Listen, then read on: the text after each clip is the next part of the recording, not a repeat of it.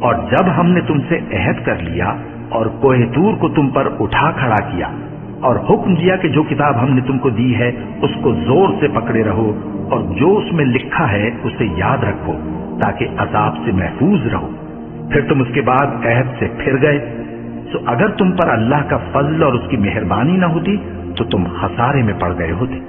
اور تم ان لوگوں کو خوب جانتے ہو جو تم میں سے ہفتے کے دن مچھلی کا شکار کرنے میں حد سے تجاوز کر گئے تھے، تو ہم نے ان سے کہا کہ ذلیل و خوار بندر ہو جاؤ، اور اس قصے کو اس وقت کے لوگوں کے لیے اور جو ان کے بعد آنے والے تھے عبرت اور پرہیزگاروں کے لیے نصیحت بنا دیا۔ اور جب موسیٰ نے اپنی قوم کے لوگوں سے کہا کہ اللہ تم کو حکم دیتا ہے کہ ایک بیل ذبح کرو، وہ بولے کیا تم ہم سے ہنسی کرتے ہو؟ موسیٰ نے کہا کہ میں اللہ کی پناہ مانگتا ہوں کہ نادان بنوں۔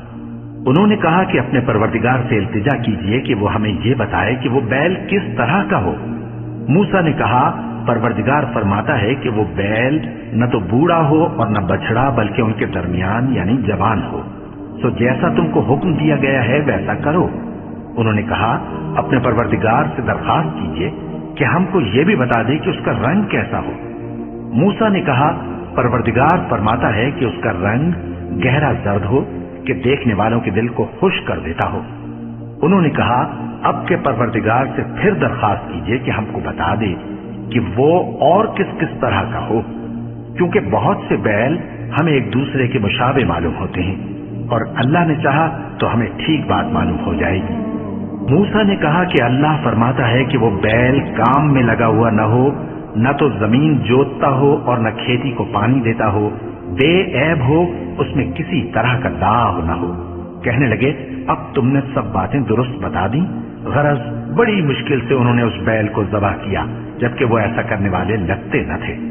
اور جب تم نے ایک شخص کو قتل کیا تو اس میں باہم جھگڑنے لگے، حالانکہ جو بات تم چھپا رہے تھے اللہ اس کو ظاہر کرنے والا تھا۔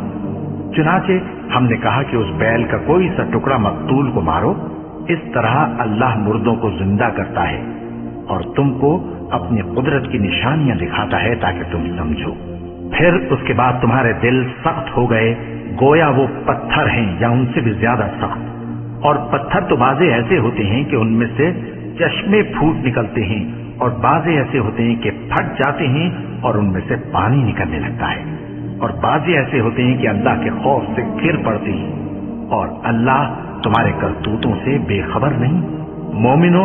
کیا تم امید رکھتے ہو کہ یہ لوگ تمہارے دین کے قائل ہو جائیں گے؟ حالانکہ ان میں سے کچھ لوگ کلام اللہ یعنی تورات کو سنتے پھر اس کے سمجھ لینے کے بعد اس کو جان بوجھ کر بدل دیتے رہے ہیں، اور یہ لوگ جب مومنوں سے ملتے ہیں تو کہتے ہیں ہم ایمان لے آئے ہیں، اور جس وقت تنہائی میں ایک دوسرے سے ملتے ہیں تو کہتے ہیں جو بات اللہ نے تم پر ظاہر فرمائی ہے وہ تم ان کو اس لیے بتائے دیتے ہو کہ قیامت کے دن اسی کے حوالے سے تمہارے پروردگار کے سامنے تم کو الزام دیں۔ کیا تم سمجھتے نہیں؟ کیا یہ لوگ یہ نہیں جانتے کہ جو کچھ یہ چھپاتے اور جو کچھ ظاہر کرتے ہیں اللہ کو سب معلوم ہے؟ اور بعض ان میں ان پڑھ ہیں کہ اپنی آرزوؤں کے سوا اللہ کی کتاب سے واقف ہی نہیں، اور وہ صرف اٹکل سے کام لیتے ہیں۔ سو ان لوگوں پر افسوس ہے جو اپنے ہاتھ سے کتاب لکھتے ہیں اور کہتے یہ ہیں کہ یہ اللہ کے پاس سے آئی ہے، تاکہ اس کے عوض تھوڑی سی قیمت یعنی دنیاوی منفعت حاصل کریں۔ سو ان پر افسوس ہے اس لیے کہ بے اصل باتیں اپنے ہاتھ سے لکھتے ہیں، اور پھر ان پر افسوس ہے اس لیے کہ ایسے کام کرتے ہیں۔